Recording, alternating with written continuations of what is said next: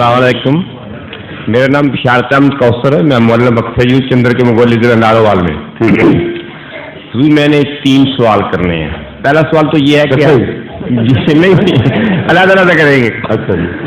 پہلا سوال تو یہ ہے کہ حضرت خلیفۃ المسیح ثانی رضی اللہ تعالیٰ عنہ نے تفسیر صغیر میں سورہ یوسف کی تفسیر میں لکھا ہے کہ جب حضرت یوسف علیہ السلام نے اپنے باپ کی طرف پیغام بھیجا اور انہوں نے پیغام کے طور پر اپنے قمیض بھیجی تھی.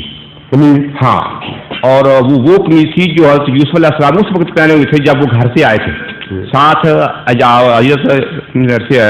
خلیفۃ المسیح ثانی نے یاز کی مثال بھی دی ہے کہ جس طرح اس نے یاز نے کپڑے سنبھال کر رکھے ہوئے تھے. تو جبکہ قرآن مجید یہ کہتا ہے کہ حضرت یوسف علیہ السلام وہ قمیض جو گھر سے پہن کر وہ آئے تھے وہ تو اس کے بھائی اتروا کر اس سے لے گئے تھے. تو یہ معاملہ پھر کس طرح بنا؟ حضرت یوسف علیہ السلام جو دعا پہ سوال اٹھایا ہے، اصل آیت پڑھی ہے مجھے پہلے، پھر میں آپ کو یاد آ جائے گی ساری بات. وہ آیت جس میں من کاظمن کے لفاظ آتے ہیں پہلے حصے میں سارت مجھے اس نہیں ہے.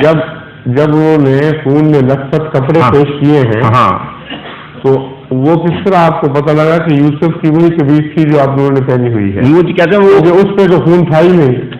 قرآن یہ کہتا ہے کہ وہ آیت رات کو جھوٹی کے خون کے اوپر وہ اصل آیت جب تک نہ ہو اس وقت تک اس مضمون پہ بحث نہیں ہو سکتی، کیونکہ اس سے حضرت مسلم موعود نے جب یہ تفسیر پیش کی تو تفسیروں میں بعض دفعہ امکانات پیش کیے جاتے ہیں.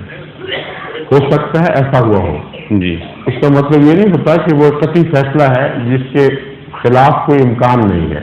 ٹھیک ہے. وہی واقعہ اس طرح بھی پیش ہو سکتا ہے، اس طرح بھی پیش آ سکتا ہے. جی، یہ معنی ہوتے ہیں. ٹھیک ہے. جہاں تک میں سمجھا ہوں حضرت مسلم موعود کا استنباط وہ یہ تھا کہ وہ کپڑے جو انہوں نے حضرت یعقوب کے سامنے پیش کیے وہ خون سے لت پت تھے. بدم القذب یہ قرآن شریف ہے.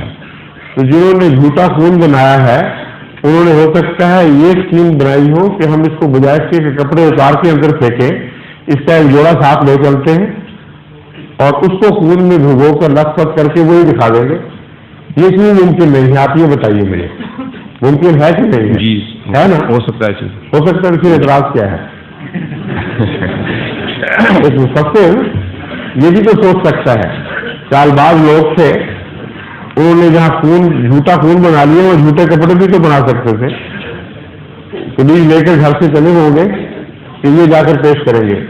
دوسری صورت میں یہ عجیب لگے گا کہ انہوں نے اس کی قمیض کروائی اور پھر پھینکا نیچے. ان میں کچھ رحم دل بھی تھے. ان میں سے جو بڑے تھے ان کے متعلق قرآن کی گواہی دیتا ہے وہ صاحب حسین تھے، نسبتاً وہ توازن کے ماپ کے تھے. چنانچہ وہاں بھی انہوں نے یہی کہا کہ ہم واپس نہیں جا سکتے، باپ کو کیا منہ دکھائیں گے. تو اس لیے بعید نہیں کہ ان کی موجودگی میں جو ایسی ذلیل حرکت نہ کر سکے ہیں کہ کپڑے کھینچ کھانچ کے اتارے اور اس کو اسی طرح نگاہ پھینک دیا. تو حضرت مسلم موعود نے جو استنباط کیا ہے اس میں معقولیت موجود ہے. امکانی طور پر اسے ناممکن نہیں کہہ سکتے. نہیں، اس پر جو یہ بحث میں نے 1-2 مربیوں کے ساتھ بھی کی تھی. یہ بات پہلے بھی پیش ایسا بات کی آپ کی عادت ہے تو پھر میں مجھے معاف کیجیے. اگلا سوال کریں. اچھا، دوسرا سوال ظہور مہدی آخر زمان